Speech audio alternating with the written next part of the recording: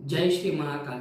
मित्रों, महाशिवरात्रि का आगमन हो रहा है। इसके साथ साथ कॉल और मैसेज भी आने लगे हैं और यही प्रश्न पूछे जा रहे हैं कि पंडित जी, मैं कौन सी पूजा करूं जिससे मुझे अपने कार्य में सफलता प्राप्त हो, या कौन से समय पर मैं शिव की पूजा करूं जिससे मुझे अपने लक्ष्य की प्राप्ति हो। तो मैं उन सभी मित्रों को और आप सभी दर्शक बंधुओं को भी ये कहना चाहता हूँ बड़ी विनम्रता के साथ कि इन सारी चीज़ों के लिए महाशिवरात्रि का दिन नहीं है। और ऊपर से शिव और महाशिवरात्रि के बारे में इतने भ्रम फैला रखे हैं कि समझ में नहीं आता कि शिवरात्रि के दिन असल में क्या हुआ था और क्यों हम शिवरात्रि का दिन मनाते हैं। तो आज उसी के बारे में हम चर्चा करेंगे कि महाशिवरात्रि के दिन आखिर क्या हुआ था और महीने की ये शिवरात्रि, फाल्गुन माह की कृष्ण पक्ष की ये शिवरात्रि महाशिवरात्रि क्यों कही गई है।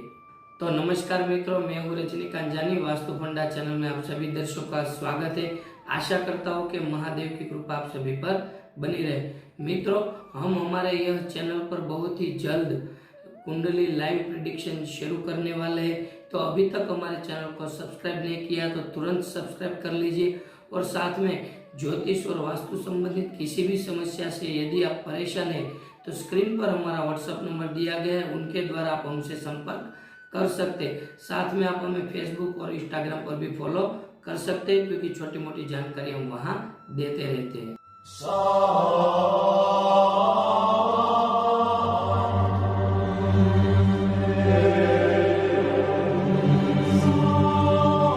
मित्रों, वैसे तो पूरे वर्ष में 12 शिवरात्रि आती है, लेकिन फाल्गुन माह के कृष्ण पक्ष में जो शिवरात्रि आती है उसे ही महाशिवरात्रि क्यों कहा गया है। आखिर महाशिवरात्रि के इस दिन पर क्या हुआ था, इसके बारे में हम जानेंगे।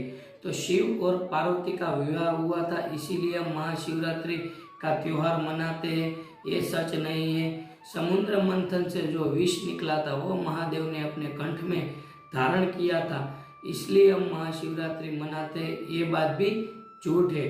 तो आखिर महाशिवरात्रि के दिन क्या हुआ था। महाशिवरात्रि के दिन पहली बार स्वयं शिव महादेव का लिंग स्वरूप में प्रागट्य हुआ था।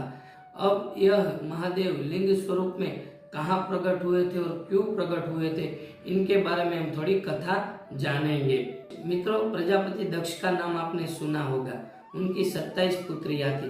इन 27 पुत्रियों का विवाह उन्होंने चंद्रमा के साथ करवाया था, लेकिन चंद्रमा अपना पूरा प्रेम और स्नेह सिर्फ रोहिणी को देते थे, बाकी पत्नियों की ओर ध्यान नहीं देते थे।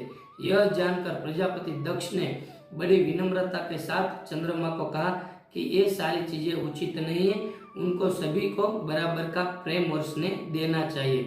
तो लगातार बार बार प्रजापति दक्ष के कहने पर भी चंद्रमा ने इन सारी चीजों को, प्रजापति दक्ष के बातों को अनदेखा किया, जिससे क्रोधित होकर प्रजापति दक्ष ने चंद्रमा को क्षय रोग होने का श्राप दिया।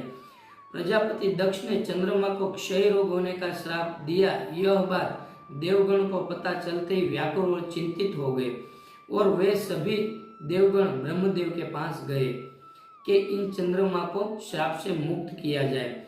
तो ब्रह्मदेव ने कहा कि आप शिव की तपस्या कीजिए, शिव को प्रसन्न कीजिए, वही एकमात्र चंद्रदेव को श्राप से मुक्त कर सकते हैं। तो चंद्रमा के साथ सारे देवगण, तपस्वी, साधु, संत, ऋषि वगैरह तप करने लग गए। घोर तपस्या के बाद शिव को प्रसन्न किया। जैसे ही शिव प्रसन्न हुए तो तुरंत चंद्रमा को 15 दिन क्षय से मुक्त होने का और 15 दिन क्षय के साथ रहने का वरदान दिया।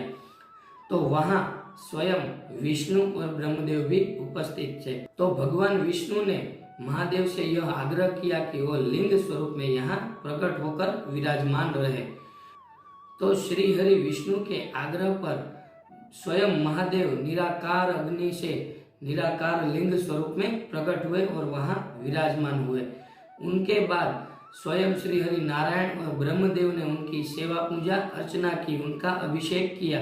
उनके बाद चंद्रमा और आदि देवगणों ने भी उनकी पूजा अर्चना की। तो आज महाशिवरात्रि के दिन शिवलिंग का प्रागट्य हुआ था। प्रथम शिवलिंग जिसका नाम सोमनाथ है, जो गुजरात के सौराष्ट्र के प्रभास क्षेत्र में स्थापित है। तो इसी के कारण मित्रों महाशिवरात्रि के दिन शिव का लिंग स्वरूप में पूजन करते हैं, मंत्रोच्चार करते हैं, अभिषेक करते हैं, जप योग ध्यान वगैरह करते हैं। शिवमय होने का दिन है महाशिवरात्रि, ना कि अपने स्वार्थ को सिद्ध करने के लिए।